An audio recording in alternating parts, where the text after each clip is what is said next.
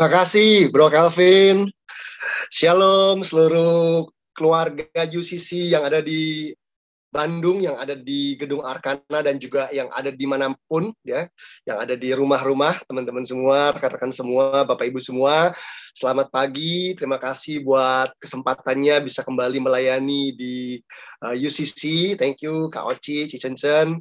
Dan mohon maaf karena kesempatan kali ini saya masih belum bisa hadir secara onsite di Bandung, tapi saya betul-betul berharap, berdoa dan berupaya kalau sekiranya mendapatkan kesempatan lagi, ini yang terakhir untuk online dan next bisa kembali hadir ke Bandung untuk berjumpa dengan semuanya, termasuk juga Bro Calvin tadi ya sudah kangen-kangenan dengan MKG ya, mau Kelapa Gading. Terima kasih buat kesempatannya dan saya berdoa biar kiranya apa yang kita pelajari sama-sama pada hari ini bisa membantu kita, memperlengkapi kita untuk menjalani tahun 2022 dengan luar biasa bersama dengan Tuhan. Dan saya mau mengajak kita semua, Bapak Ibu semua, rekan-rekan semua, untuk menyiapkan catatan karena pagi hari ini saya ingin mengajar sesuatu yang perlu konsentrasi dan catatan supaya bisa dicerna lebih lagi, bisa digali lebih lagi, bisa dibahas lebih lagi, supaya kita bisa menemukan cara yang tepat bagaimana kita mengaplikasikannya dalam kehidupan kita. Dan langsung saja ini yang ingin saya sampaikan pada kesempatan pagi hari ini. Oke. Ya, Bapak Ibu saudara kasih Tuhan, apa yang saya ingin sampaikan pada hari ini saya beri judul From Glory to Glory. Tentunya judul ini nggak asing buat setiap kita. Kita sudah sering mendengar gitu ya kalimat ini.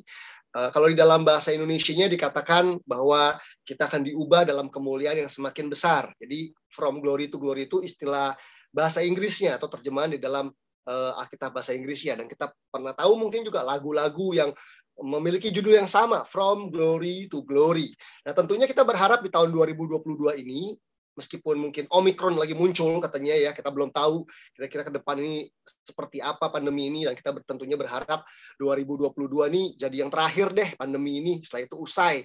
Tapi kita nggak tahu gitu ya apa yang akan terjadi di kemudian hari, apakah varian-varian baru akan muncul dari virus corona. Tetapi yang jelas adalah apapun yang terjadi, Tuhan tetap ingin hidup kita mengalami kemuliaannya gitu ya, from glory to glory, bergerak berjalan dari satu kemuliaan ke kemuliaan yang lain, ke kemuliaan yang berikutnya, ke kemuliaan berikutnya. Nah, cuma masalahnya arti from glory to glory itu apa sih? Apakah artinya kalau kita dibawa from glory to glory itu artinya kita tambah kaya, mobilnya tambah banyak, karirnya tambah tinggi gitu ya. Kalau kita punya usaha, bisnis cabangnya makin banyak gitu. Apakah itu artinya? Nah, mari kita pelajari sama-sama dari teks Alkitab di dalam 2 Korintus 3 ayat 14 sampai 18 supaya kita beroleh pengertian, pemahaman yang tepat dan kita juga bisa mengaplikasikannya dalam kehidupan kita supaya from glory to glory ini nggak cuma jadi nggak cuma jadi slogan gitu, nggak cuma jadi sebuah kalimat yang dipajang aja gitu di kamar kita, di handphone kita, di gereja kita, tetapi from glory to glory harus jadi kenyataan, harus jadi realisasi gitu ya, harus terwujud nyata dalam hidup kita, keluarga kita, terjadi dalam pernikahan kita, terjadi dalam bisnis usaha kita, bahkan dalam pelayanan kita. Jadi kalau sampai hidup kita tuh nggak ngalami from glory to glory ya dalam semua aspeknya. Jadi kita belum jangan-jangan kekristenan kita belum jalani dengan benar. Jangan-jangan kita belum menjalani kehidupan rohani kita mengalami pimpinan Roh Kudus itu dengan benar. Karena Tuhan janji bahwa orang-orang yang hidup dipimpin oleh Tuhan akan mengalami kehidupan yang from glory to glory di semua aspek kehidupannya. Nah, mari kita pelajari, mari kita lihat apa yang kita mau pelajari hari ini teman-teman semua, rekan semua. 2 Korintus pasal ketiga ayat 14 dan 18, di sana Rasul Paulus berbicara kepada jemaat di Korintus, kepada komunitas atau gereja di Korintus. Nah, salah satu karakteristik gereja di Korintus atau jemaat di Korintus adalah mereka adalah jemaat yang kaya tapi tidak dewasa. Jadi sebelum kita mengerti bagaimana Paulus mengajar dan akhirnya menyampaikan pesan tentang from glory to glory, kita perlu tahu bahwa Rasul Paulus atau Tuhan berbicara kepada jemaat yang kira-kira gambarnya begini secara umum, kaya tapi tidak dewasa. Mereka kaya secara fisik, secara jasmani, mereka juga kaya secara karunia-karunia roh. Mereka memiliki banyak sumber daya yang tersedia dalam jemaat tersebut, Tetapi di dalam jemaat yang sama terdapat ketidakdewasaan. Jemaat yang banyak iri hati, terjadi perpecahan, terjadi golongan-golongan yang saling berkompetisi tidak sehat, ada kesombongan rohani, ada kehidupan berjemaat, berkomunitas yang tidak tertib. Jadi gambarannya adalah Tuhan atau Paulus menyampaikan pesan tentang from glory to glory, pertama-tama ternyata kepada jemaat yang kaya tapi tidak dewasa. Kepada jemaat yang tidak dewasa, dan hasil dari ketidakdewasaan di dalam komunitas adalah ini dia. Jemaat tersebut mengalami kekacauan. Banyak kekacauan terjadi dalam komunitas atau jemaat di Korintus. Tadi karena ada iri hati, terjadi perpecahan, tidak tertib dalam perjamuan makan, dan sebagainya. Kalau kita baca terutama di kitab 1 Korintus, kita akan menemukan jemaat itu ditegur dengan keras karena jemaat yang tidak dewasa, dan ketidakdewasaan selalu menghasilkan kekacauan. Jadi kalau kita tidak dewasa dalam cara kita bekerja di perusahaan, di kantor, di tempat di mana Tuhan percayakan kita, jangan heran kalau di tempat tersebut, di pekerjaan kita akan ada banyak kekacauan karena ketidakdewasaan menghasilkan kekacauan. Kalau cara kita menjalani pernikahan, kita memiliki sikap yang tidak dewasa, tidak bertanggung jawab, manja, dan sebagainya. Maka tidak heran kalau ketidakdewasaan kita dalam pernikahan akan menghasilkan kekacauan dalam pernikahan kita. Kalau kita tidak dewasa dalam mengelola uang, mengatur uang, jangan heran kalau kita juga akan menghasilkan kekacauan di dalam kehidupan finansial kita. Kalau kita tidak dewasa dalam berperan sebagai orang tua, mendidik anak, dalam parenting, jangan heran kalau yang dihasilkan adalah kekacauan dalam kehidupan anak-anak kita, bagaimana mereka bersekolah, bagaimana mereka bertumbuh, semuanya kacau karena ketidakdewasaan menghasilkan kekacauan. Itu yang dialami oleh jemaat di Korintus. Tetapi yang menarik adalah ini, Bapak Ibu, rekan-rekan semua, ini yang menarik adalah bahwa di jemaat Korintus yang kaya tapi tidak dewasa tersebut, ternyata Tuhan ingin membawa jemaat yang tidak dewasa ini untuk meninggalkan ketidakdewasaannya, supaya Tuhan bisa membawa mereka untuk mengalami berjalan dari satu kemuliaan ke kemuliaan yang lain. Jadi justru Tuhan bicara kepada jemaat yang tidak dewasa. Jadi jemaat yang nggak dewasa ini nggak ditinggal sama Tuhan, tapi justru Tuhan menyampaikan pesan melalui Rasul Paulus bahwa kepada jemaat yang tidak dewasa ini, Tuhan ingin mendatangkan perubahan. Tuhan ingin membawa jemaat ini untuk mengalami kehidupan yang from glory to glory di semua aspek kehidupannya. Di dalam pernikahan mereka, di dalam pekerjaan mereka, di dalam pelayanan mereka, dan di semua aspek-aspek lainnya. Dan saya juga berdoa buat jemaat-jemaat UCC, kalau ada di antara kita, mungkin jemaat-jemaat yang belum dewasa, yang nggak dewasa, atau kita tahu gitu, ternyata orang ini teman di komsel saya, saudara saya yang berjemaat di gereja ini, dia belum dewasa loh, nggak dewasa banget sikapnya, kacau banget hidupnya. Tetapi percayalah bahwa Tuhan punya kerinduan untuk membawa orang-orang yang nggak dewasa justru ini untuk bisa mengalami from glory to glory. Tapi syaratnya adalah harus meninggalkan ketidakdewasaannya. Jadi bukan berarti tetap nggak dewasa terus akhirnya bisa mengalami from glory to glory. Enggak. Tentu ketidakdewasaannya ini harus ditinggalkan. Nah, kita mau lihat, kita mau gali sama-sama, kita mau kupas sama-sama ayat-ayat firman Tuhan, teks firman Tuhan yang bicara soal from glory to glory ini, supaya kita lebih paham, lebih memahami, lebih mengerti tentang konteksnya, tentang isi hati Tuhan, tentang apa yang harus kita lakukan untuk membawa hidup kita yang mungkin nggak dewasa masuk kepada pengalaman kehidupan from glory to glory. Nah, ini dia. Ini dia ayat firman Tuhannya. Kita akan telusuri satu persatu ayat 14, 15, 16, 17, dan 18. Nah, dikatakan bahwa tetapi pikiran mereka telah menjadi tumpul. Tetapi pikiran mereka telah menjadi tumpul. Sebab sampai pada hari ini selubung itu masih tetap menyelubungi mereka. Jika mereka membaca perjanjian lama itu tanpa disingkapkan, karena hanya Kristus saja yang dapat menyingkapkannya. Oke, izinkan saya menjelaskan ayat ini pelan-pelan, Bapak Ibu sekalian kasih ya. Nah, dikatakan, tetapi pikiran mereka telah menjadi tumpul. Pertanyaan saya, siapa mereka di sini? Tetapi pikiran mereka telah menjadi tumpul. Mereka ini siapa sih? Mereka di sini ini mengacu kepada umat perjanjian lama, bangsa Israel, umat Israel. Dikatakan bahwa tetapi pikiran mereka, pikiran orang Israel, pikiran umat Tuhan telah menjadi tumpul, sebab sampai pada hari ini selubung itu masih tetap menyelubungi mereka. Jadi ayat ini nggak ngomongin orang yang di luar Kristen, orang yang belum bertobat, yang belum lahir baru. Enggak. Ini ngomongin orang yang sudah lahir baru, yang adalah umat Tuhan. Ternyata umat Tuhan, orang yang ke gereja sekalipun, yang udah pelayanan sekalipun, bisa loh punya pikiran yang tumpul.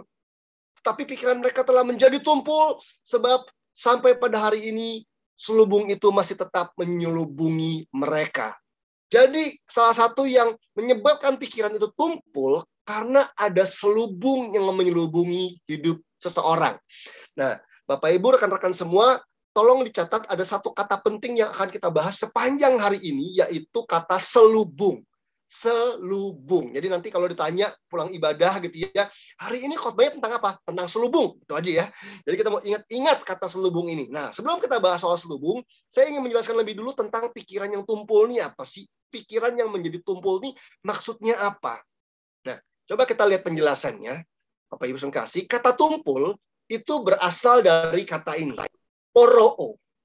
Jadi pikiran mereka itu pikirannya umat Tuhan, pikirannya orang Kristen, orang percaya, pikirnya tumpul. Tumpul itu apa? Tumpul dalam bahasa Yunani itu poroo. Artinya dull, blinded, hardened gitu ya. Bodoh, buta atau dibutakan, dan menjadi keras. Nah, kira-kira pikiran yang tumpul ini kalau diartikan tuh seperti apakah gitu ya? Pikiran kita tuh pengertian. Pikiran tuh kan mau menggambarkan pengertian ya. Pengertian tumpul itu seperti apa sih hasilnya gitu ya? Ini bahwa pikiran yang tumpul, kalau kita artikan kata bodoh, buta, dan keras, itu artinya begini. Bodoh artinya tidak dapat memahami kehendak Allah.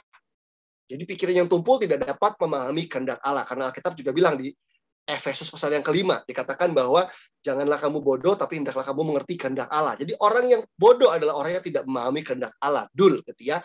Jadi pikiran yang tumpul adalah pikiran dan pengertian yang tidak dapat mengerti kehendak Allah. Padahal kita tahu, dan harusnya kita tahu nih, bahwa kenapa kita ke gereja, kenapa kita mendengarkan firman Tuhan, kenapa kita mendengarkan khotbah, kenapa kita saat teduh dan setiap hari membaca Alkitab. Tujuannya apa? Kan bukan supaya udah absen kan. Oh, hari ini saya sudah ke gereja, yang penting udah ke gereja terus contreng. Oh, hari ini saya sudah saat teduh, sudah baca 2 pasal, contreng. Bukan itu tujuannya.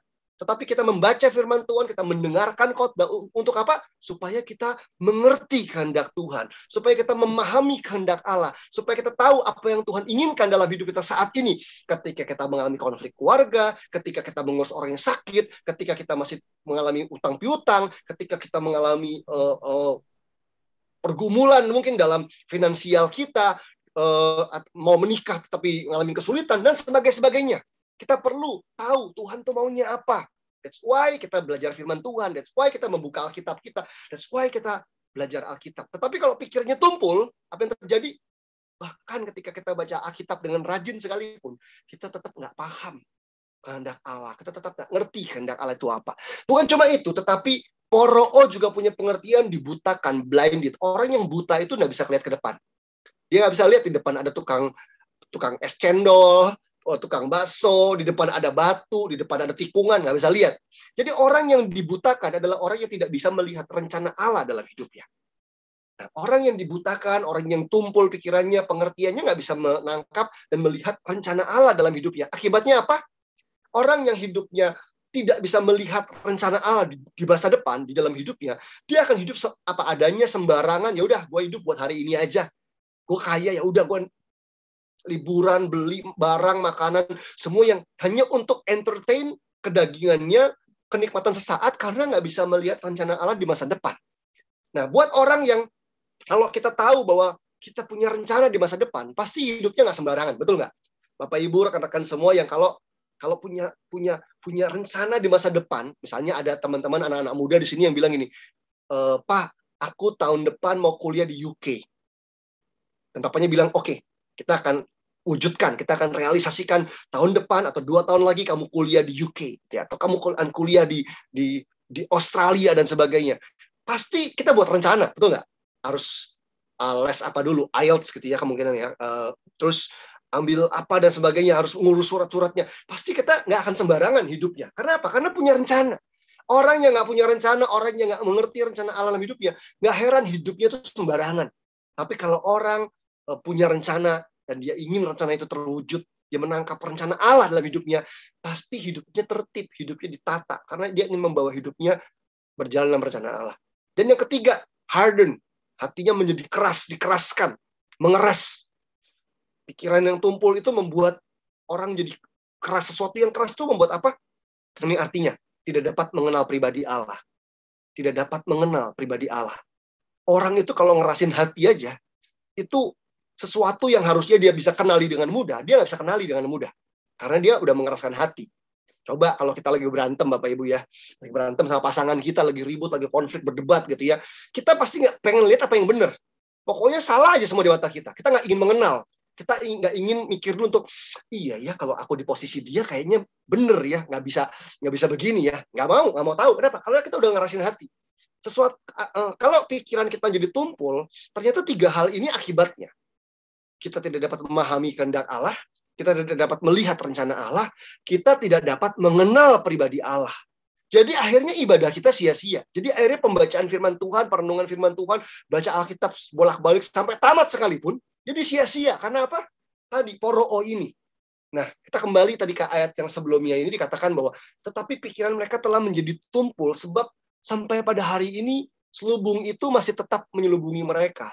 Ternyata selubung ini nggak main-main, Bapak Ibu. Kalau ada selubung yang menutupi hati kita, hasilnya pikiran seorang Kristen ini yang udah pelayanan mungkin, bahkan hamba Tuhan sekalipun, bisa menjadi tumpul. Artinya dengan ada selubung, kita tidak bisa mengerti kehendak Allah, tidak bisa melihat rencana Allah, dan tidak bisa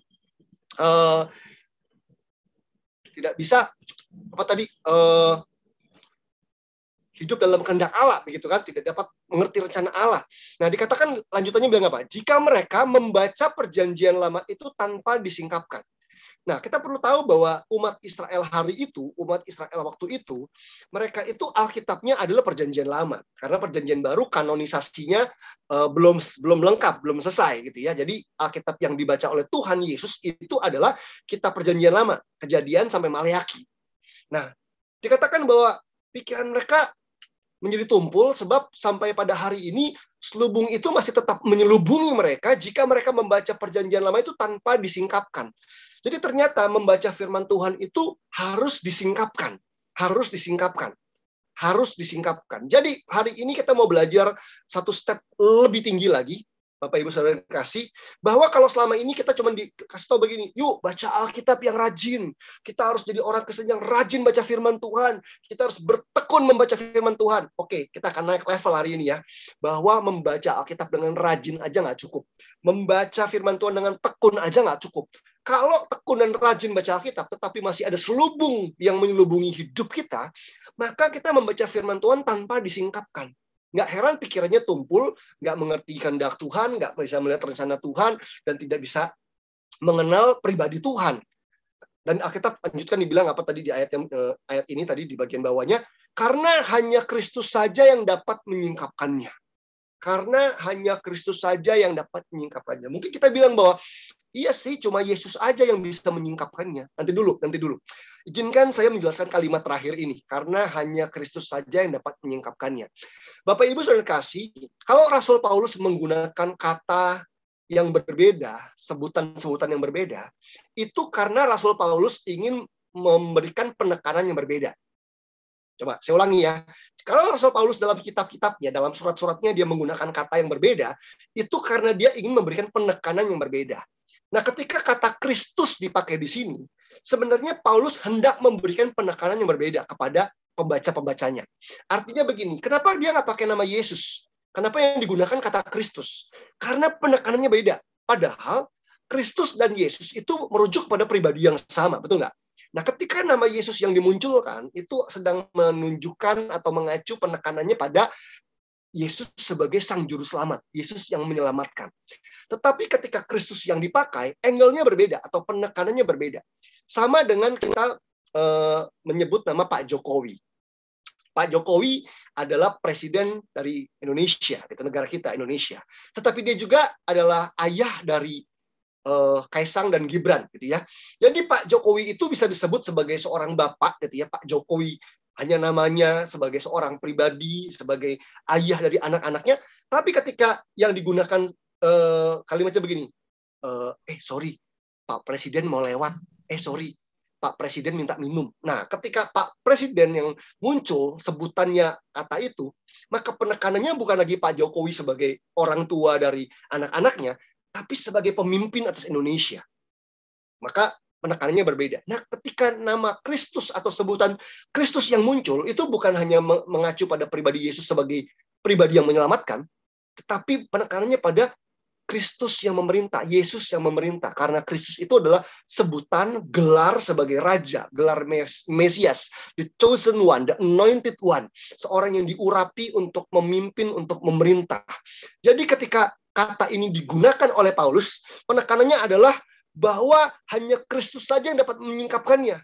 Artinya kita tidak dapat menyingkapkannya sebelum kita mengakui dan menerima Yesus sebagai pribadi yang berdaulat dan memerintah dalam hidup kita. Jadi Bapak Ibu Saudara kasih, perlu bagi kita orang percaya untuk menaklukkan diri dan menaklukkan kehendak kita di bawah pemerintahan Kristus untuk kita mengalami penyingkapan. Jadi kalau kita hidup seenaknya, ya aku percaya Yesus juru selamat. Tapi kita tidak mau hidup dalam penaklukan kehendak Kristus, maka kita nggak akan dapat mengalami penyingkapan. Nah, penyingkapan ini mungkin saya juga bisa ganti dengan istilah yang lebih keren, yaitu pewahyuan. Pewahyuan. Jadi kalau itu nggak diwahyukan, nggak disingkapkan, ya kita nggak bisa memahami, nggak bisa mengerti apa yang menjadi maksud Tuhan dalam kehidupan kita. Dan saya berdoa supaya jemaat UCC di tahun 2022 naik level semuanya, naik di level pewahyuan. Jadi jemaat-jemaat jangan cuma dengar khotbah, baca firman, baca buku rohani, dengar YouTube, hanya cuma di level informatif gitu ya. Oh iya, saya pernah dengar tuh katanya pendeta ini ngomong begini, ngomong begitu, Alkitab ngomong begini, buku rohani ini bilang begitu. Enggak. Kita ingin waktu kita membaca firman Tuhan, kita dapat pewahyuan, kita bisa nge-grab pewahyuan. Ada sesuatu yang aku tangkap. Kenapa? Karena Kristus menyingkapkannya buat kita, karena kita menaklukkan di bawah kaki Kristus, hati kita gitu ya. Kita menaklukkan di bawah kehendak Kristus, dan ada selubung yang disingkapkan supaya pikiran kita nggak lagi tumpul, dan kita bisa menangkap tadi apa yang menjadi rencana Tuhan, kehendak Tuhan, dan juga mengenal pribadi Tuhan. Berikutnya. Nah, coba kita lihat berikutnya. Ini dia. Ayat berikutnya berkata begini, bahkan sampai pada hari ini, setiap kali mereka yang tadi umat Tuhan ya, membaca kitab Musa, masih ada selubung yang menutupi hati mereka. Sampai hari ini setiap kali membaca kitab Musa, ada selubung yang menutupi hati mereka. Sampai hari ini kalau jemaat Kristen, katakan jemaat UCC, kalau selubungnya nggak diberesin, bisa jadi sampai hari ini ketika kita dengar khotbah dan baca firman Tuhan, masih ada selubung yang menutupi hati kita. Masih ada selubung yang menutupi hati kita. Nah, Bapak Ibu Saudara kasih Tuhan, kalau kita pakai masker di musim pandemi ini, maka masker ini menutupi hidung dan mulut kita. Jadi ya, mulut, bibir, hidung itu nggak kelihatan, tutup karena pakai masker.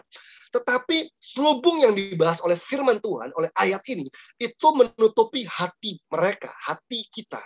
Artinya penutup ini, selubung ini itu nggak kelihatan. Jadi kalau orang pakai masker, misalnya tadi Bro Calvin pakai masker, saya bisa lihat, semua bisa lihat. Tetapi kalau jemaat UCC berkumpul, ada yang hatinya berselubung, yang hatinya masih memiliki selubung, kita nggak bisa lihat loh, kita nggak bisa tahu loh kalau ada hati yang masih berselubung. Nah, hati yang berselubung ini yang gawat ternyata, yang membuat kita nggak bisa menangkap apa yang menjadi pewahyuan Tuhan, isi hati Tuhan, kehendak Tuhan, rencana Tuhan, dan mengenal pribadi Tuhan. Nah, karena selubung ini menutupi apa? Menutupi hati kita sebagai orang percaya. Nah, jadi pikiran yang tumpul disebabkan karena apa? Karena ada selubung yang menutupi hati, yang nggak kelihatan ini. Nah, berikutnya, apa itu selubung? Kenapa ini penting banget? Kenapa ini harus diwaspadai? Kenapa ini harus disingkapkan, ini harus diangkat dari hidup kita? Selubung berasal dari bahasa Yunani kaluma, artinya veil atau cover. Tirai penutup. Nah, itulah kira-kira arti dari selubung. Sesuatu yang menutupi, gitu ya. Baik itu kain, baik itu apa kalau kita lihat punya ember ada penutupnya, apapun itu yang sifatnya penutup lah, gitu ya, untuk menutupi, gitu. Nah, kata kaluma ini ternyata punya akar kata. Bapak Ibu Saudara kasih. Ini dia. Ada dua kata yang kita mau soroti yang berhubungan dengan kata kaluma. Yang pertama, kata klepto. Artinya to steal or to take away by stealth. Klepto, kita pernah dengar istilah ini ya, kleptomania. Ya. Klepto itu artinya mencuri atau membawa pergi dengan diam-diam. Wow, ternyata begini, kalau orang hatinya berselubung, dia dengar firman, dia ibadah, dia dengar khotbah, dia baca Alkitab, tapi hatinya ada selubungnya, dan dia nggak bisa menangkap pewahyuan, nggak bisa mengerti kebenaran yang atau kehendak Tuhan yang dinyatakan, ternyata ada sesuatu yang dicuri sama iblis dari hidupnya. Dengan adanya selubung, ternyata iblis sedang mencuri berkat Tuhan dalam hidup kita. Dengan adanya selubung, iblis ternyata sedang mencuri mujizat, terobosan, kemenangan, damai sejahtera dalam hidup banyak orang percaya. Dicuri, dibawa pergi diam-diam. Jadi nggak heran, orang dengar khotbah, rajin dengar khotbah, rajin baca Alkitab, hidupnya nggak berubah. Kemungkinan karena selubung. Jadi bayangkan, rajin baca Alkitab aja, belum selesai itu urusan kita, Bapak Ibu kasih. Rajin baca Alkitab dan membaca dengan tekun aja belum selesai itu, karena masih ada satu isu yang kita bahas hari ini, yaitu selubung yang menutupi kita. Dan ini harus diangkat. Kalau enggak selubung itu masih menutupi hati kita, maka itu ada banyak hal dicuri sama iblis dalam kehidupan kita. Dicuri pengertian akan kehendak Tuhan, rencana Tuhan, semua visi dicuri. Kita jadi nggak dapat apa-apa, nggak ngerti apa-apa, nggak nangkep apa-apa. Dan nggak heran kalau hidup kita nggak berubah dan nggak kemana-mana. Kata berikutnya, krupto. Ini dua kata yang relate dengan kata kaluma menurut kamus. Dan yang krupto ini artinya to hide or to keep secret, gitu ya. Menyembunyikan atau membuat sesuatu itu tetap rahasia, tetap tersembunyi, tetap rahasia. Bapak Ibu saudara kasih, rahasia itu ada baiknya, ada buruknya. Tetapi sesuatu yang sifatnya rahasia itu penting. Dan sesuatu yang rahasia ini kalau rahasia yang harusnya kita tahu dan harusnya kita tahu nih, tapi kita nggak dibuat tahu, disembunyikan, maka kita rugi karena kita nggak ngerti itu, nggak tahu hal itu. Misalnya, kalau saya dikasih berkat, dikatakan, nih, saya dikasih sama Bro Calvin, dikasih, nih, aku kasih Koferi ATM, gitu ya, isinya 10 miliar, silakan dipakai, gitu ya, untuk jadi berkat buat pelayanannya, asik, gitu ya. Tapi dikasih kartunya doang, tapi nggak dikasih PIN-nya, gitu ya. PIN-nya tetap rahasia, maka saya cuma bisa memandangi kartunya. Begitu dimasukin, saya bingung, PIN-nya berapa ya? Saya kontak Bro Calvin, ternyata nggak diangkat misalnya, gitu ya. Nggak diangkat nomor handphonenya. Akhirnya apa? Sesuatu yang tetap tersembunyi dan rahasia membuat saya nggak bisa mengakses semua berkat yang ada di dalam kartu ATM tersebut. Sama halnya dengan Tuhan.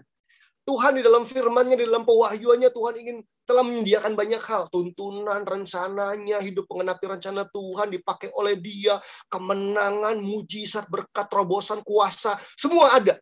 Tetapi kalau semua itu dibuat tersembunyi, gitu ya, kuncinya nggak dikasih tahu, maka nggak heran hidup orang Kristen nggak ngalamin kemenangan dan terobosan. Ternyata yang membuat ini semua tidak kita alami karena ada selubung yang menutupi hati kita. So, Bapak Ibu yang kasih Tuhan, hati-hati. Ternyata iblis akan melakukan segala cara untuk membuat selubung di hati kita. Kalau hati kita hari ini nggak ada selubungnya nih, udah beres nih. Jangan santai-santai dulu, karena iblis bisa bikin apa aja untuk membuat kita iri hati, membuat kita kecewa, membuat kita sombong, membuat kita tawar hati, hidup dengan rasa bersalah, untuk menciptakan selubung di hati kita supaya akhirnya apa yang Tuhan mau singkapkan, apa yang Tuhan mau kasih di kita, dicuri sama iblis, disembunyikan oleh iblis, dan kita nggak nangkap itu, nggak menerima hal tersebut. Karena ada apa? Selubung di hati kita. Nah, berikutnya. Oke, ini udah ya. Baca firman bukan hanya harus rajin dan tekun, tapi juga harus disingkapkan. Jadi, jemaat UCC harus di level ini nih, sekarang ini. Oke.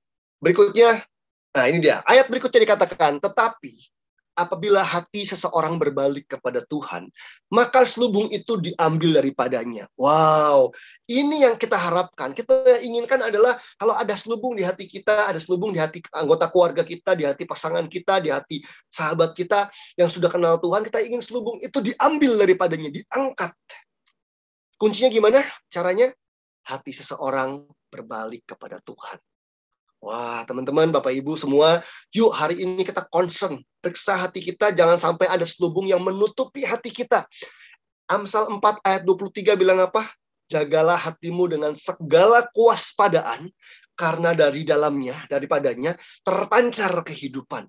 Kalau hidup kita penuh dengan Roh Kudus, Kalau hidup kita penuh dengan firman Allah, maka saya percaya dalam hati kita harusnya terpancar kehidupan Allah. Kehidupan ilahi yang mengalir dari hati kita. Tetapi kalau ada selubung, nggak bisa mengalir. Kehidupan Allah, terobosan, kemenangan, nggak bisa mengalir, memberkati orang lain.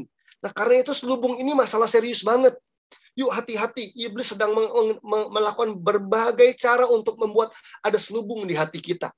Misalnya salah satunya dengan iri hati. Iri hati itu nggak sepenuhnya buruk sebetulnya. Ada iri hati yang baik. Misalnya, kita lihat teman kita lebih maju. Teman komsel misalnya itu. Wah, kok hidupnya tambah maju ya. Makin bertumbuh, tambah cinta Tuhan. Kalau dia ngobrol, sharing, orang betul-betul terberkati. Wah, mau dong dipakai Tuhan kayak dia. Kita iri. Tapi ekspresinya misalnya kita datang ke dia, gimana sih bisa dipakai Tuhan kayak kamu? Nah, ini iri yang benar nih. Karena kita ingin dipakai Tuhan seperti dia, gitu ya. Kita tanya sama dia dengan rendah hati, kita mau belajar dari dia, ini baik. Tetapi yang bahaya itu kalau irinya sampai sakit. Nah, pernah nggak kita ngalamin iri hati itu sampai sakit gitu ya? Ih, dia punya mobil baru yuk, mobil baru loh. Ih, dia sekarang naik pangkat loh. Pasti jilat pemimpinnya, pasti jilat bosnya tuh, pasti berbuat curang tuh. Kok tambah kaya ya? Wah, itu udah irinya iri sampai sakit tuh. Ih, dia dipakai Tuhan luar biasa. Ih, emang sombong banget gitu aja dipakai Tuhan, sombong amat. Nah, gitu ya. Jadi biasanya iri hati yang nggak baik itu adalah iri hati yang sampai bikin kita sakit hati. Nah, kita bilang apa? Menangislah dengan orang yang menangis, tertawa dengan orang tertawa. Itu firman Tuhan bilang begitu. Jadi kalau ada teman kita sedih, sedang bergumul, sedang terluka, sedang punya masalah, kita bilang menangislah bersama orang yang menangis. Tapi kalau teman kita mengalami kemenangan, sukacita, diberkati, ngalamin promosi, yuk bersukacitalah dengan orang yang bersukacita. Nah, orang iri hati itu nggak bisa. Orang iri hati akan menangis bersama orang yang tertawa. Kalau temennya lagi happy, ngalamin kemenangan, lagi sukacita, lagi sukses, kita malah nangis. Kenapa gua nggak kayak gitu? Kenapa dia kayak begitu? Kita nggak terima begitu ya. Tapi kalau dia lagi susah, kita tertawa tuh, syukurin. Ya kan?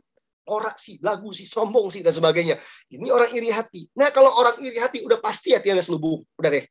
Makanya hati orang harus berbalik kepada Tuhan. Yuk, buang iri hati. Buang kekecewaan. Buang kepahitan. Buang kemarahan. Nggak bisa ngampunin pasangan, nggak bisa ngampunin mertua. Udah. Yuk, ini udah 2022. Harus hidup di level pewahyuan. Kita harus hati berbalik pada Tuhan supaya selubung itu diambil daripadanya. Kita udah tahu. Kuncinya adalah pasin pengampunan. Jangan bilang, iya gue udah tahu, tapi gue nggak mau. Ya, kalau nggak mau, ya nggak akan ngalamin terobosan. Jangan sampai ada selubung yang menutupi hati kita yang rugi karena nggak mau mengampuni. Kenapa? Karena semua berkat, kuasa, mujizat, terobosan, kemenangan, damai sejahtera dicuri sama iblis. Bukan karena orang lain. Nggak usah nyalain orang lain. Gara-gara dia gue begini. Gara-gara dia gue begini. Gara-gara dia. Gara-gara mertua gue. Gara-gara ipar gue. Gara-gara tetangga gue. Gara-gara teman kantor gue. Nggak. Bukan gara-gara siapa-siapa. Kita nggak bisa mencegah. Hati kita tuh bisa kecewa, bisa terluka, bisa sebel, dan sebagainya. Nggak usah. Gitu ya. Nggak usah ngomongin orang bahkan ya. Kadang-kadang kita lupa bawa charger, lupa isi kuota aja bisa bikin sebel. Lupa bawa dompet bisa bikin sebel. Tiba-tiba ada kucing masuk ke rumah kita ngambil makanan kita bisa sebel, nggak usah karena orang. Jadi berhenti untuk bilang gara-gara dia. Tanggung jawab kita untuk berbalik pada Tuhan supaya selubungnya diangkat. Bukan gara-gara siapa. Karena apa aja bisa bikin sebel. Masuk kamar mandi, ternyata suami kita lupa ngisi bak.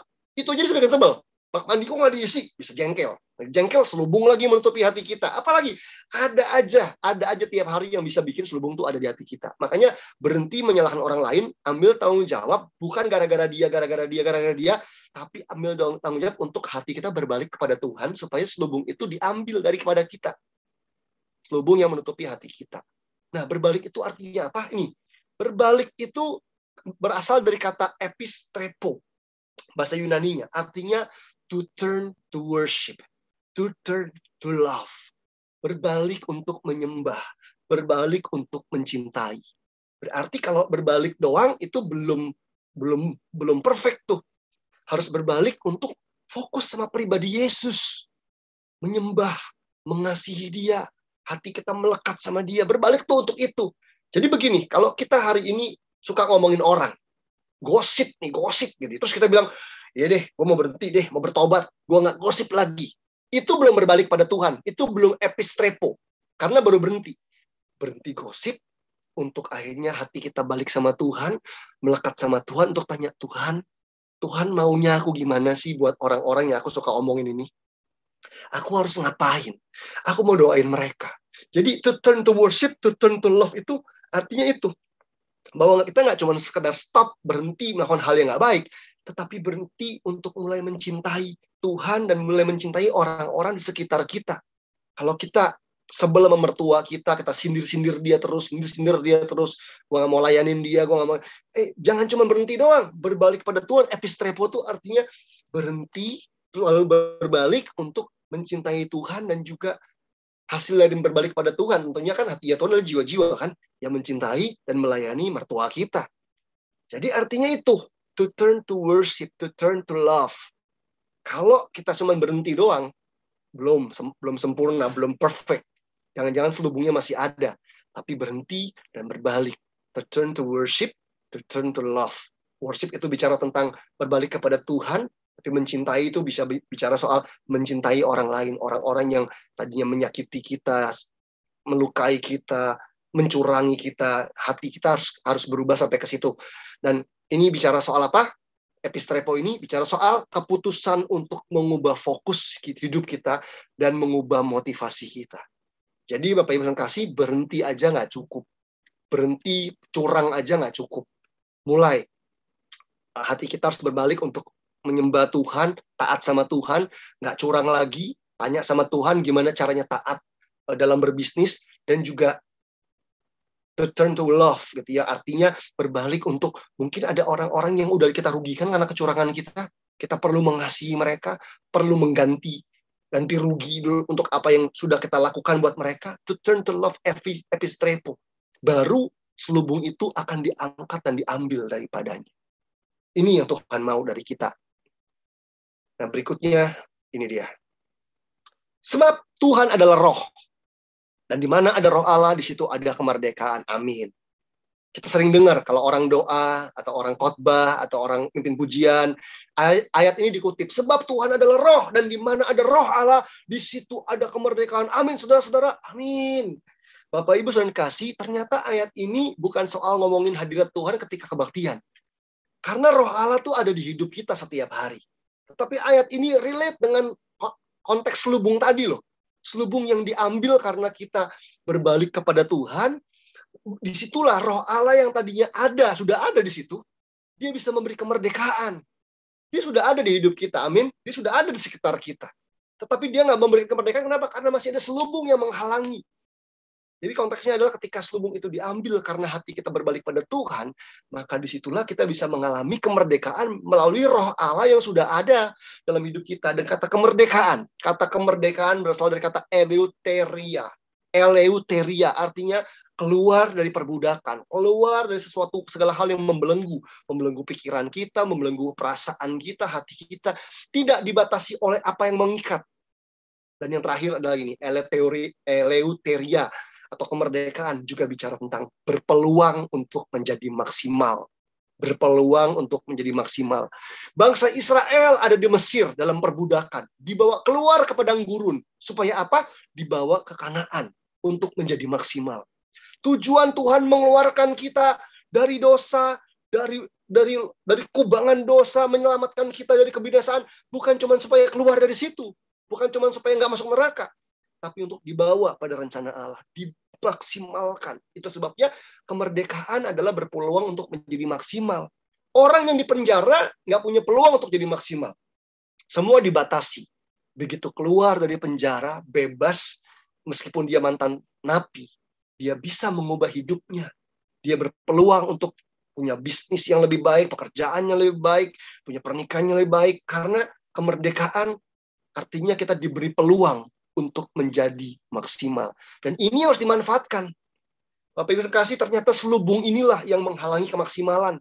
Udah pelayanan rajin, udah dengar khotbah rajin, baca Alkitab rajin, kok hidupnya nggak maksimal? Karena masih ada selubung yang nutupin hati kita. Pikirannya jadi tumpul, nggak ngerti rencana Tuhan, nggak ngerti kehendak Tuhan, nggak kenal pribadi Tuhan. Nah, akibatnya apa? Ya, itu yang tadi kita bahas itu semua, bahwa sampai kita berbalik kepada Tuhan, barulah pikiran yang tumpul itu diubahkan dan kita bisa mengalami kemerdekaan, berpeluang menjadi maksimal. Nah, berikutnya ini dia. Nah, ini ayat yang terakhir di mana kata from glory to glory itu muncul. Alkitab bilang begini, dan kita semua mencerminkan kemuliaan Tuhan dengan muka yang tak berselubung. Wow. Ternyata setelah Roh Kudus memerdekakan kita, maka kita semua akan mencerminkan kemuliaan Tuhan dengan muka yang tak berselubung. Dan karena kemuliaan itu datangnya dari Tuhan yang adalah Roh, maka kita diubah menjadi serupa dengan gambarnya dalam kemuliaan yang semakin besar. Nah, kita perhatikan kata dalam kemuliaan yang semakin besar. Disitulah kata from glory to glory itu ada dalam bahasa Inggris. Bapak Ibu kasih. Nah, ini ayat yang terakhir. Izinkan saya menyelesaikan ayat ini, menjelaskannya, setelah itu kita selesai. Nah, Alkitab bilang, dan kita semua mencerminkan kemuliaan Tuhan. Siapa kita semua di sini?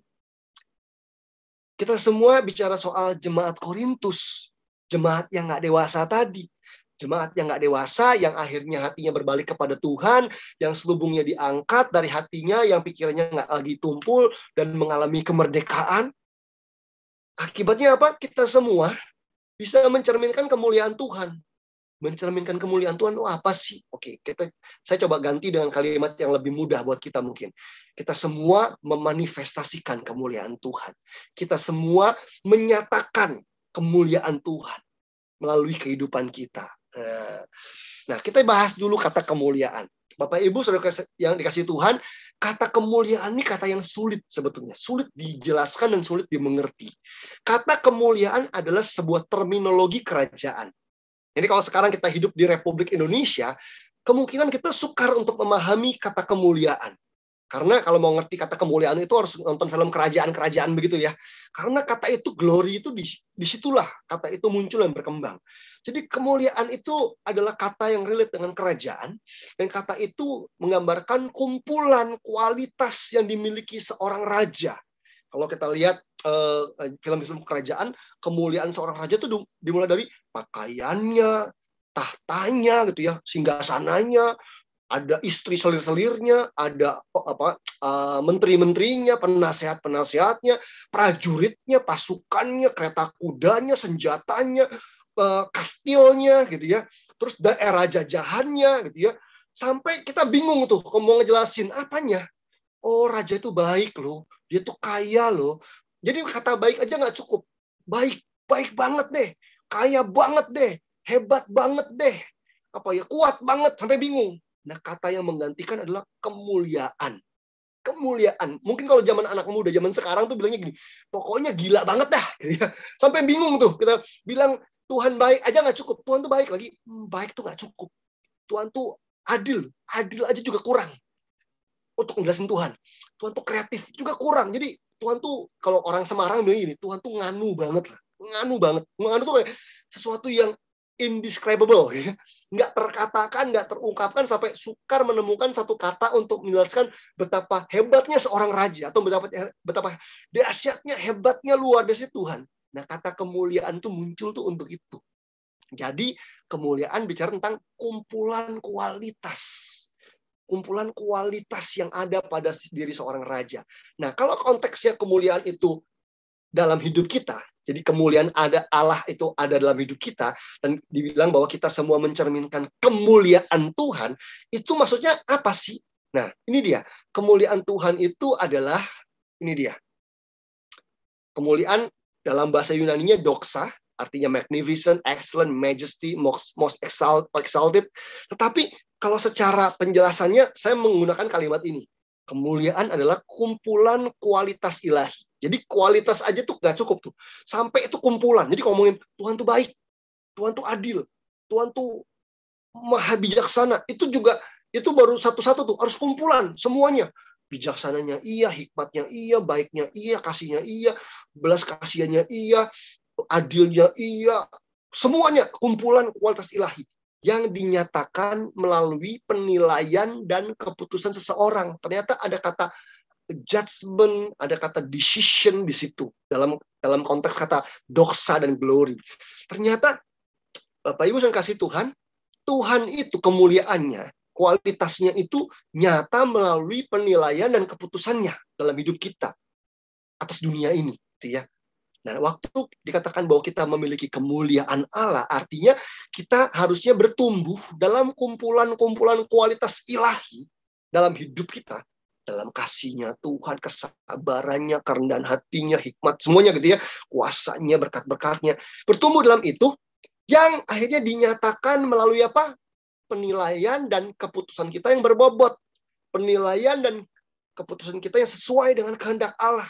Jadi kemuliaan Allah dalam hidup kita itu nggak kelihatan bukan karena mobil, rumah yang kita miliki, tapi melalui penilaian dan keputusan kita. Waktu kita marah, waktu kita ditipu, waktu anak sakit, waktu kita kekurangan uang, waktu kita sangat diberkati berlimpah, waktu kita digoda untuk berbuat curang, sedikit curang tapi cuannya gede dalam bisnis, disitulah kemuliaan Allah harus dimanifestasikan untuk menghasilkan sebuah keputusan yang berkualitas melalui penilaian dan keputusan kita. Nah, saya mau kembali kepada kata ini tadi, ayat tadi, bahwa firman Tuhan mengatakan kita semua mencerminkan, memanifestasikan kemuliaan Tuhan dengan muka yang tidak berselubung. Coba ingat-ingat tadi ya, kita baca ayat-ayat tadi, dikatakan bahwa selubung itu menutupi hati. Menutupi hati kita, nggak kelihatan. Tapi sekarang tiba-tiba ada pembahasan soal muka yang tidak berselubung. Tadi hati yang nggak berselubung, sekarang muka yang nggak berselubung. Bapak Ibu pasti pernah mendengar istilah ini, bermuka dua. Atau ini deh, pakai topeng. Ih, orang itu masa muka ini ya, hidupnya pakai topeng banget sih, gitu ya. Dia tuh munafik, penuh kepura-puraan, pakai topeng banget sih. Nah, Bapak Ibu saudara kasih, orang yang pakai topeng itu mukanya berselubung. Mukanya berselubung. Ternyata muka yang berselubung dimulai dengan hati yang berselubung. Jadi kalau orang hidup penuh dengan kepura-puraan, ternyata itu diawali dari hati yang berselubung. Itu sebabnya caranya adalah kalau kita membereskan hati yang berselubung, maka muka yang berselubung juga akan pergi, nggak ada di hidup kita. Nah, karena itu tuh poinnya. Jadi muka yang berselubung dan hati yang berselubung tuh ada hubungannya, relasinya ada gitu ya. Itu sebabnya kita perlu bereskan selubung di hati kita sehingga nggak lagi perlu bermuka dua, pakai topeng dalam hidup ini dan sebagainya. Karena selubung di muka diawali dari selubung di hati kita. Dan dikatakan, dan karena kemuliaan itu datangnya dari Tuhan yang adalah roh, maka kita diubah menjadi serupa dengan gambarnya dalam kemuliaan yang semakin besar. Nah, kemuliaan itu datangnya dari Tuhan yang adalah roh. Maka kita diubah menjadi serupa dengan gambarnya dalam kemuliaan yang semakin besar. From glory to glory. Kalau sebagai orang Kristen, kita mengaminkan, amin. Hari ini, tahun ini, saya ingin dibawa Tuhan from glory to glory. Saya ingin dibawa dari satu kemuliaan pada kemuliaan berikutnya, pada kemuliaan berikutnya. Saya ingin mengalami kemuliaan yang semakin besar. Pertanyaan saya, from glory to glory itu apanya sih? Karena ada banyak orang Kristen mikirnya adalah hal-hal lahiriah, hal-hal jasmani. Yang orang pikir adalah itunya. Kayanya, tambah kayanya, bisnisnya, cuman itunya. Tetapi lihat, ayat ini ngomongin apa? Kita bilang begini, maka kita diubah. Jadi yang diubah bukan dompet kita, isi dompetnya. Bukan bisnis kita, tapi kitanya. Kita diubah. Masalah nanti setelah itu yang berubah isi dompet dan lain-lainnya, itu belakangan. Tapi kita diubah. Menjadi serupa dengan gambarnya. Kita diubah bukan menjadi serupa dengan hamba Tuhan, bukan menjadi seperti idola-idola kita. Kita diubah menjadi serupa dengan gambarnya, gambaran Allah, gambarnya Tuhan, cetakannya Tuhan. Dalam kemuliaan yang semakin besar. So, from glory to glory itu apanya? Yang diubah dalam kemuliaan yang semakin besar itu apanya? Yang diubah dalam kemuliaan semakin besar itu adalah gambarnya Tuhan dalam hidup kita. Keserupaan dengan Tuhan itulah yang harus from glory to glory. Kualitas Allah harus makin besar dalam hidup kita. Waktu kita sakit, waktu kita susah, waktu kita ditipu, waktu kita dikhianati, waktu kita gagal sekalipun. Waktu kita ditegur karena buat kesalahan. Waktu kita mengalami struggle dengan rasa bersalah. Gambar siapa? Gambaran siapa yang kita pancarkan, yang kita manifestasikan? Adakah masalah yang terjadi? Itu justru menyatakan, manifestasikan kemuliaan Tuhan dari hidup kita. Bapak Ibu saudara kasih Tuhan. Ini dia. Coba kita lihat Hidup kita harus memanifestasikan kemuliaan Tuhan. Dan saya mau tutup dengan ini.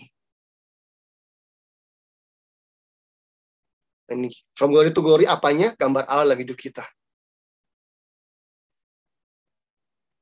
Nah, ini dia. So, pada akhirnya, ini akhir dari apa yang saya sampaikan pada hari ini, Bapak Ibu sekasih Tuhan. Pada akhirnya adalah ini, ketika kita struggle, ketika kita sedang dalam masalah, jika kita sedang mengalami pergumulan, oke, katakan begini deh, tahun 2022, tentunya kita semua mengharapkan yang terbaik. Amin Bapak Ibu ya. Kita berharap tahun ini jadi tahun yang luar biasa buat kita. Pandemi berakhir, segala hal bisa makin berkembang. Teman-teman yang kuliah prestasinya makin bagus. Teman-teman yang Bapak Ibu yang sakit sembuh, atau yang lagi merawat orang sakit, mungkin ya ada pasangannya sakit, ada orang tuanya sakit, Tuhan kasih kesehatan, kasih kesembuhan. Atau orang Bapak Ibu yang sedang bergumul dengan masalah keuangan tahun ini, punya banyak hutang, punya banyak hal-hal yang menekan secara finansial, Tuhan kasih mujizat gitu ya, ada financial freedom tahun ini dan sebagainya. Itu tentu harapan kita semua. Tapi kalau ternyata tahun 2022 ini ternyata berbeda buat kita. Orang yang sakit nggak sembuh-sembuh. Masalah keuangan ternyata sampai tahun ini belum selesai juga. Ya. Atau konflik dalam keluarga, ternyata kitanya mau beresin, orang tersebut, orang lain, ipar kita, kakak kita, sepupu kita, nenek kita, orang tua kita mungkin nggak mau. Jadi masalahnya masih berlarut-larut. Saya pastikan begini, Bapak Ibu sekasih. Kalau ternyata tahun 2022 ini jadi tahun yang berat buat kita. Pertanyaan saya adalah, gambaran siapa yang akan Anda peragakan dalam hidup Anda? Apakah dalam kondisi yang sukar, yang sulit, yang berlarut-larut, kualitas ilahi tetap bisa memancar dalam kehidupan Anda? Tetap bisa muncul dalam kehidupan Anda? Ketika hutang yang Anda hadapi masih belum lunas, apakah kualitas ilahi bisa tetap muncul, termanifestasi dalam hidup Anda? Ketika Anda difitnah, dirugikan, ditipu oleh orang-orang terdekat yang sangat Anda percayai, kayaknya mau membalas, kayaknya ingin balas dendam, dan Anda mampu membalasnya, wah itu lebih gawat lagi. Adakah Anda memilih, memutuskan untuk menyatakan kemuliaan Allah dalam hidup Anda?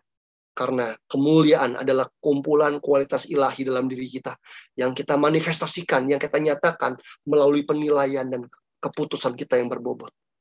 So, putuskan gambaran siapa yang Anda mau peragakan dalam hidup Anda hari ini.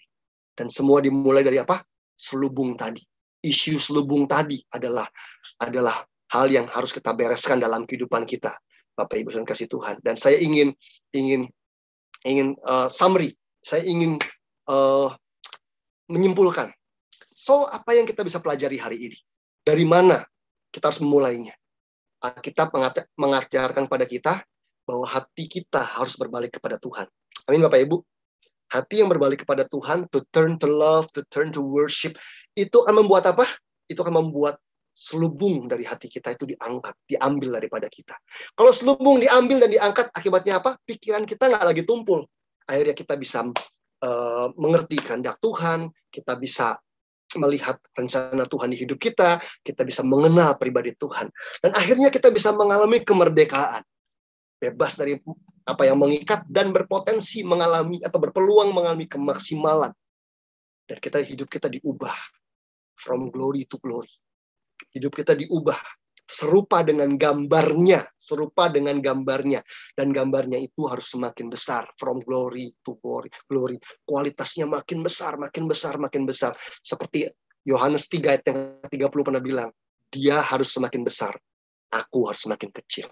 Waktu aku mengurus keluargaku yang sakit dan sakitnya nggak sembuh-sembuh, dia harus semakin besar. Kristus semakin besar, aku harus semakin kecil. Ketika aku berhadapan dengan masalah finansial yang nggak berlarut-larut, Yesus harus semakin besar, aku harus semakin kecil. Ketika aku ditipu, aku difitnah, aku dicurangi, Yesus harus semakin besar, aku harus semakin kecil. Ketika aku diperhadapkan pada kecurangan yang di depan mata, gampang nggak ketahuan, cuannya gede, Yesus harus semakin besar, aku harus semakin kecil. Dan saya berdoa, Jemaat UCC hidup di level pewahyuan, bukan cuma rajin baca firman Tuhan, tapi baca Alkitab, firman yang disingkapkan, dan kita mengerti rencana Allah, kita mengerti kehendak Allah, dan kita mengenal pribadi Allah. Mari kita berdoa sebentar. Tutup mata kita dan buka hati kita, Bapak Ibu dan kasih Tuhan, dimanapun Anda berada, mari kita buka hati kita. Roh Kudus, mari bergeraklah di tengah-tengah kami, menjamah setiap hati, setiap pribadi yang pada hari ini membuka hati untuk firman Tuhan. Biar hari ini ada hati-hati yang berbalik kepada Tuhan. To turn to worship. To turn to love. Bapak Ibu sudah dikasih Tuhan, adakah ketika Anda jujur dengan diri Anda sendiri, adakah Anda mendapati ada selubung yang sedang menutupi hati Anda hari ini? Adakah iri hati, kekecewaan, kepahitan, rasa bersalah, ketakutan, itu menciptakan selubung di hati Anda saat ini? Yuk, izinkan Roh Kudus angkat selubung itu, supaya ibadahmu nggak sia-sia, supaya perenunganmu terhadap firman Tuhan nggak sia-sia, supaya pikiranmu nggak jadi tumpul. Berbalik kepada Tuhan hari ini. Bapak, hari ini kami mau berbalik. Kami ingin membuang semua yang salah di hati kami. Kami ingin Roh Allah mengangkat setiap selubung di hati anak-anakmu. Mari jamah Tuhan, di dalam nama Yesus. Biar ada pertobatan yang sungguh, berbalik sungguh-sungguh. Bukan hanya berhenti, tapi berbalik. Untuk mencintai, untuk menyembah Tuhan. Untuk mengasihi orang-orang yang telah merugikan kami. Orang-orang yang telah mengkhianati kami. Orang-orang yang harus kami tolong. Roh Kudus jamah kami. Jamah kami. Biar pikiran yang tumpul nggak ada lagi di dalam hidup kami. Pengertian yang tumpul nggak lagi ada di hidup kami. Hamba-Mu berdoa di dalam nama Yesus buat setiap jemaat-Mu, biar kami semua bisa mengalami penyingkapan demi penyingkapan, pewahyuan demi pewahyuan yang membawa kami lebih mengerti kehendak Tuhan. Lebih bisa melihat rencana Tuhan di hidup kami. Dan bisa membuat kami mengenal pribadi Tuhan. Mari Bapa, di mana Roh Allah, di situ ada kemerdekaan. Kami tahu Roh Allah tinggal dalam diri kami, tapi selama ini mungkin selubung menutupi hati kami dan menghalangi pekerjaan Roh Allah di hidup kami. Biar hari ini Roh Allah memerdekakan kami. Dan di situ ada peluang untuk kami menjadi maksimal. Biar tahun 2022 ini menjadi tahun yang maksimal buat kami. Karena kami tidak lagi hidup dengan selubung, Tuhan. Tapi kami hidup dengan selubung yang disingkapkan. Sehingga kami bisa menjadi maksimal di dalam Engkau. Dan ubahkan kami menjadi serupa dalam gambaran-Mu, dalam kemuliaan yang semakin besar. Biar gambaran Kristus, gambaran Allah, kemuliaan Allah itu boleh termanifestasi dalam kehidupan kami. Terima kasih Bapa, terima kasih Tuhan Yesus untuk firman-Mu malam hari ini. Kiranya jamahan-Mu ada buat setiap jemaat UCC, seluruh keluarga besar UCC, dibawa untuk mengalami penyingkapan demi penyingkapan, pewahyuan demi pewahyuan, kemerdekaan demi kemerdekaan, dan berjalan from glory to glory. Terima kasih Bapa, syukur untuk firman-Mu pada hari ini. Di dalam nama Yesus Kristus, kami berdoa dan mengucap syukur.